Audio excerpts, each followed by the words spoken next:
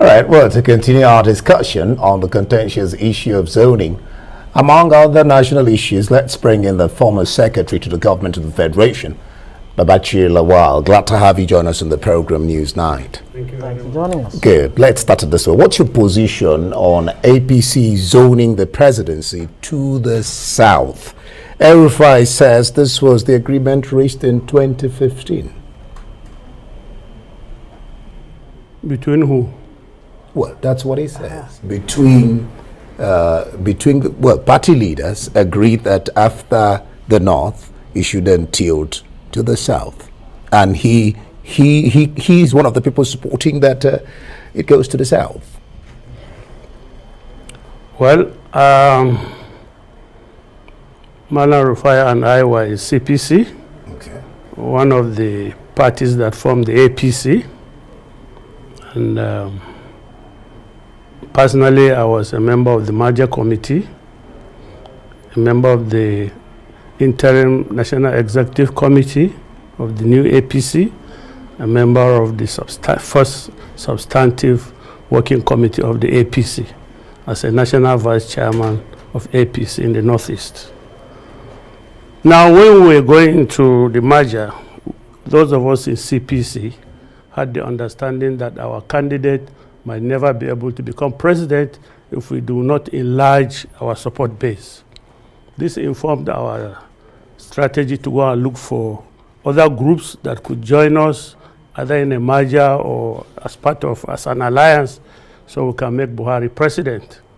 And our analysis indicated that the only group that we could get into the party and achieve that aim would be ACN, which was then also a Western regional party. So our Board of Trustees set up a committee, a merger committee, and eventually participated in the merger that resulted in APC. Other groups, of course, joined later. I know that ABGA, the faction led by Malam Okorocha, joined us. Later, AMPP also wanted to join, and they came on board.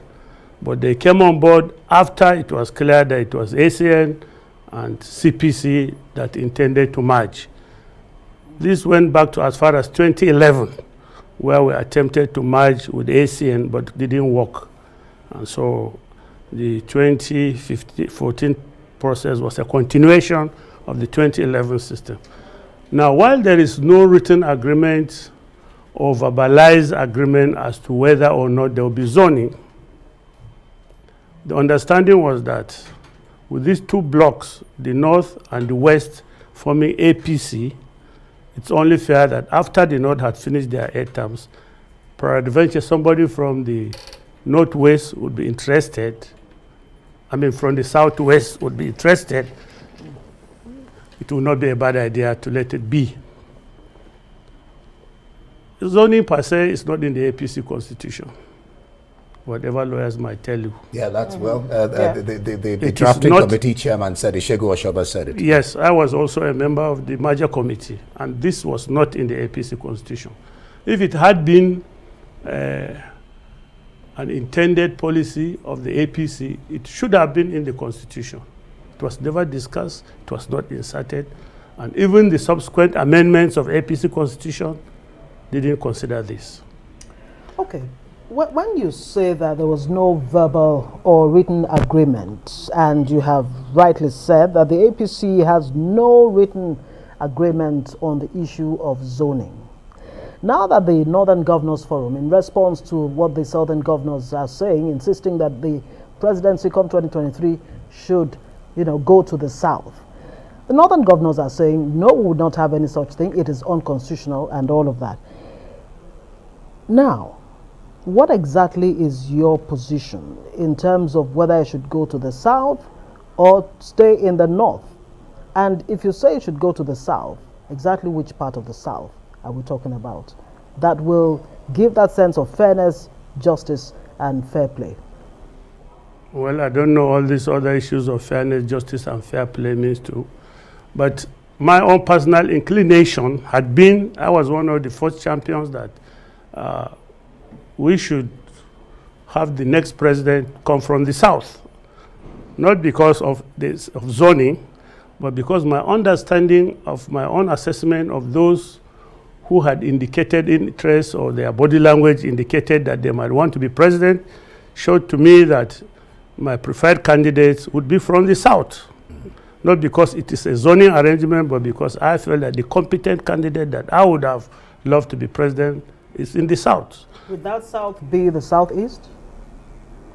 My own preference for that purpose would be southwest, because I keep on saying that had it not been that southwest agreed to go into the merger, it's doubtful if Buhari would have been the president, because in a CPC, with contested elections, in ANPP we did, in APP we did, and each time we didn't get the votes, the majority votes, or the spread.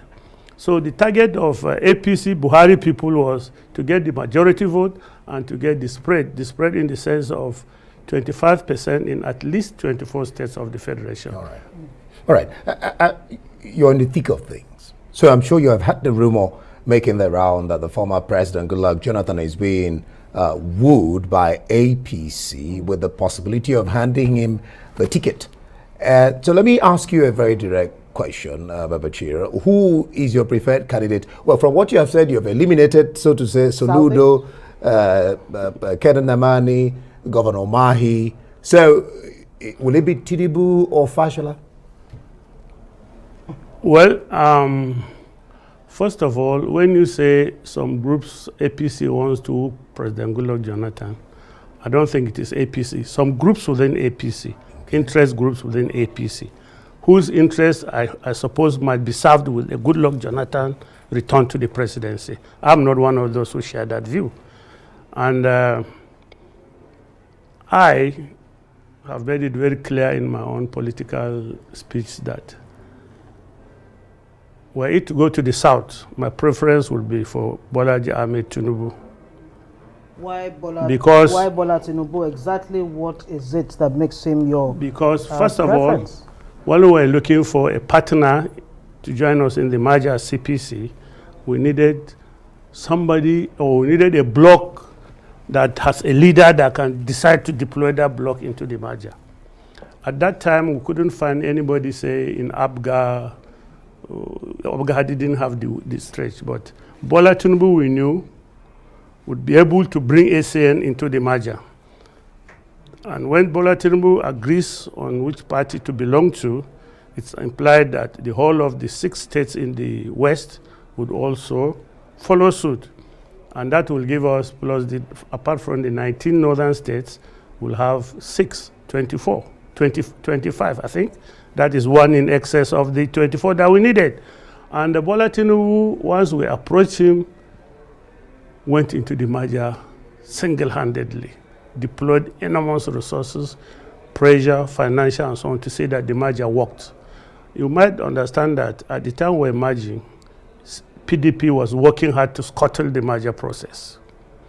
But we leaned on Bola Tinubu's expertise and experience in matters like this, and were able to deliver the merger. Now, not only that, when we went into campaigning for the ticket of the APC, we Buhari people, of course, it goes without saying that we will expect to lean very hard on Bola Tinubu. Had Bola Tinubu not supported Buhari at the time he did, it's doubtful if we would have gotten the ticket. Because so it's payback time for Bola Tinubu, is that what you're saying? It's not payback time. It's only fair that a man who contributes so much resources is entitled to a go at the ticket if he so wishes. As we speak now, I don't think Bola has said he was going to contest, but if he so decides to contest, it's only fair that APC should give him the chance to do it. Of course, it's a democracy, and if somebody else wants to try his hand at it, we meet at the convention. Good. Meet at the convention. All right, well, let's look at some other issues. Do you think that this sort of back and forth, she talked about the stance of the southern governors and then the stance of the northern governors, no, We still have the numerical strength, like Baba Ahmed and EF said. Do you think that this back and forth between our leaders, especially at the level of governors, is helping the unity fabric of this nation? My own position is that it's unfortunate that Nigeria ended up with the crop of governors that we have at this time. They are immature. In the olden days, governors will not take the positions they have taken. The southern governors have no right as politicians to say the next president must come from the south. There's no compulsion in the democracy. There's none. Now, because of the position they've taken, it's only fair that the governors of the north will be compelled to take the position they've also taken. And then where does that leave the followers? Obviously, if they are good leaders, it means we'll be following our leaders. They've now given the firm confirmation that this thing is a fight between the north and south. Where do people like us, who are northerners, who had preference for a southern candidate, now stand? If care is not taken, the position of the southern governors will push us into the position of our own governors. Because there's no compulsion in this. So it is really endangering the unity of this nation. It's really a disaster for this country. How do we get out of it? How do you mend it? How do you correct it? Well, as much as people see the governors as the frontline leaders, they are not. In every society, there are still elders, in every party, in every part of the society, some not politicians, who know the right thing to do. And these governors are themselves beholden to other masters, who we believe are more reasonable and more responsible than them. And actually, about both the northern governors both and the north governors. and the south. You've been quoted as saying that if you had your way, you would actually do away with the governors. You'd rather have the federal government and the local government. Exactly why? Is this one of the reasons why? It's one of the reasons why I say that the governors are parasites in the middle of the system. Because they are, if you look very well, the problem of Nigeria are the problem of the governors. They take about 49 or 47% of the resources. But when we talk of unemployment in Nigeria today, nobody remembers that the governors have 47% of the resources, in addition to those of the local governments, who they somehow manage to kidnap and add to their own. There are no developments in the states. There are no employments in the states. What happens to that money? Nigerians only look at the federal government for solution to problems. What happens to the money that goes to the governors? Not only that, not only issues of zoning, they brought again the issue of VAT collection. All of it designed to heat up the polity, divide Nigerians, cause us to fight among ourselves by people, so-called leaders. So-called leaders. Do you think the concept of a governors forum in itself is a divisive tool instead of a peer review mechanism? The governors forum is a labor it's a labor association. This is not constitutional. They don't even among themselves. They have no constitution. They have no rule of engagement. They just get together as a union and begin to harass everybody all over the place. But you have norms. Even the British law is not all written. You have norms, and that could be said to be a norm. All right. The MBF, the Middle Belt Forum, in reacting to the position of the Northern governors, says the governors are being clever by half. What do you think? I'd like to know who are the MBF. Well, like what's the Middle Belt? Middle Belt Forum. Yeah. Well, yes, I know that. But which Middle Belt? Well, Middle Belt is Middle Belt. I guess you talk about Benue State. Yes. You prefer to call it the North Central? You define it very well for me, because I know that my own experience of this issue is I'm from Adamawa State, and I think I'm qualified to attend the Middle Belt Forum meetings because I'm from Adamawa State. But I don't think Atiku Abubakar will be welcome in that meeting. I know that Niger State is a member of the Middle Belt Forum. Jerry Ghana is one of their key stakeholders. And I don't think if Jerry Ghana attends the meeting of the Middle Belt Forum, somebody like Babangida will be allowed to attend. So the the concept of Middle Bay Forum is alien to me. I don't know who they are. I don't know who they represent. Because if Middle Bay Forum starts to say that they are talking on behalf of people of Adamawa states, does that include me? Because I don't share that view. I don't share the view. But if we are talking about a group, say, Christian North, we are a distinct entity. And in fact, I've been known to converse for the fact that the next president should come from the Northern Christians. Because since Gowon, we've not had another president. I know that in the people that are really marginalized in terms of presidency for now are the Igbos and the Northern Christians. Because if you agree that Ijoman represents the South-South, and Obasanjo represents the Southwest, and Buhari represents the Hausa Fulani, where does that leave us? So that means, zoning could be carried too far. And the question is, has zoning really helped Nigeria? Let's move on to other things. Let's talk about security. That's something that gives Nigerians sleepless nights, so to speak.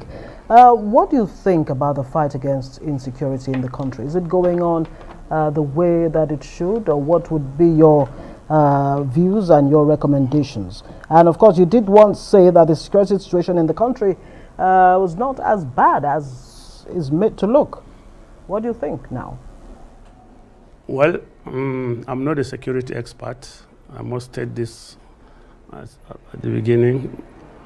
But I'm a Nigerian, and I know that these days when I travel to Kaduna, my first home, I can't go by road. It's very risky for me to go by road.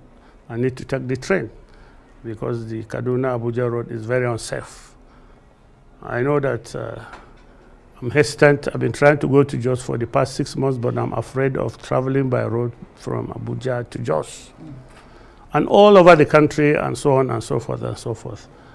It's unfortunate that it has been so, but it's a combination of all manner of things, the way we handle ourselves, part of which is like the acrimony between the two blocks of governance.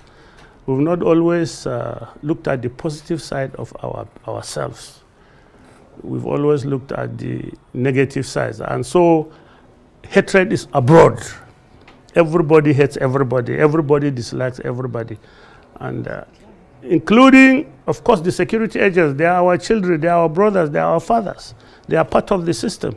So the worldview of the society is what they carry into their work in the security agencies. So I must agree that Nigeria is very insecure. I don't think I can, the way I'm dressed, confidently travel to the east. I don't think so. IPOB or whatever, or ESN, whatever, will catch me and cut off my neck because I do drive like a Hausa man. They won't mind the fact that I'm not one. All right. Let's take you back, before we let you go, let's take you back a little, to memory lane.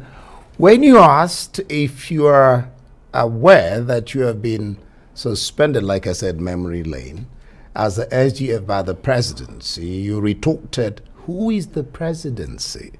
Was that spontaneous? Excuse me. Was that spontaneous, or it had other connotation at the time? Maybe you'd like to explain to us now. I've tried to refuse to respond to this question, but I will today. Okay.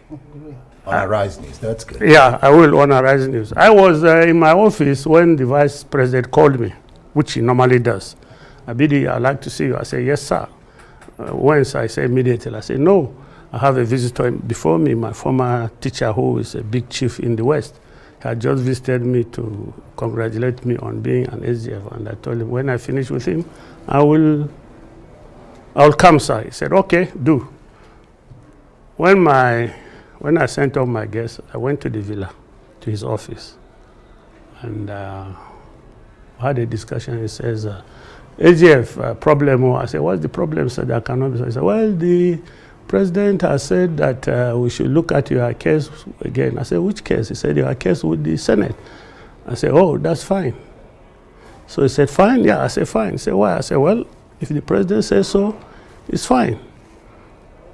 So what is it about, by the way, SGF? I said, well, I don't know what it is. It's what I read about in the papers. But of course, I must have my own idea of what it is, but I don't really know much. And I gave him an idea of what it is. Now, later, he said, okay, though the president didn't say this, but you might need to step aside. I said, oh, I said, is that necessary? He said, yes. I said, okay, that's fine. He to say, it's fine? I said, yes, fine. He said, why is it fine? I said, because for a long time I wanted to go abroad to do some medical checkup, but the president wouldn't let me. Anytime I asked the president, he said, look, my friend, there's no deputy SGF. Go and sit down and walk. But you asked the question, Yeah. who is the president? I'm coming. Yeah, Let him because just finish of time. No. Okay. No, you forced me to. Go on. You have to All give the time. Go ahead. You have to give me the time. So Go you ahead. started it. Now I finished. He said, okay, no, BD, we'll have to call you to do some, put your own side. I said, okay, fine. When would you start? When do you think that would be? He said, well, I'll put 1 or 2 things in writing, then I will form you. I said, okay, fine. So I stood up and left. I stood up as I was going. As I opened it, I said, by the way, we might have to make some announcement on this matter to Nigeria. I said, of course I know. When would that be? Now, this was a Wednesday, because there was no council that day, because the president was beginning to feel not fine. So I said, maybe by Saturday. I asked when, because the president has a policy that tells me that he used to tell me that if you are going to relieve somebody of his position, or it's better you call him first and you tell him you are going to do this and give him 2 or 3 days so he can communicate same to his family or to his friends. He wouldn't like the type of idea when you are watching TV and you see you have been removed, or you are in New York representing Nigeria and there is somebody phones, they have been removed. So give the person time 2 days. So that's why I asked when. And he says, maybe Saturday. I said, okay, well done, sir. Thank you very much, sir. I went out. As I went out and opened the door to his office, it's a staircase. The whole world was there with cameras. I was ambushed. So they asked me, is it true you have been suspended? So in the light of what had just happened, I said, who told you that? Because I didn't expect I was the last person to know. That means I was the last person to know. And then I said, who told you that? They wouldn't tell me. So I pushed my way down and they said, sir, would you tell us? I said, I will not tell you until you tell me who told you. So I got out and they said, sir, you won't tell us? I said, no. I said, who? They said, okay, it was the presidency. I said, who is the presidency? It has to be somebody. It's not the... And I was the secretary of the presidency. So I said, who is the presidency? Okay. Because you felt you should have known if something like that happened. If it were presidency matter, I would have known. The president would have called me and told me if he was aware. So do you know the presidency now? And then, of course, you have the EFCC brought 10 counts of alleged fraud against you, bordering on conspiracy and unlawful award of contracts to companies that you have interest in. What is the situation with that case now? Well, it's in court. And we can't comment on it, it's in court. In fact, you even said you're happy with EFCC investigations. Oh yes, I was, because if all along I've been facing people who don't want to see the facts, and EFCC investigation would dig into it. They have the system, the mechanism to get to the truth. So you believe you'll get justice? Oh yes, obviously. Thank you so much. Babachir Lawal, former Secretary to the Government of the Federation of Nigeria. Thank you so much for joining us on News. Thank you so much.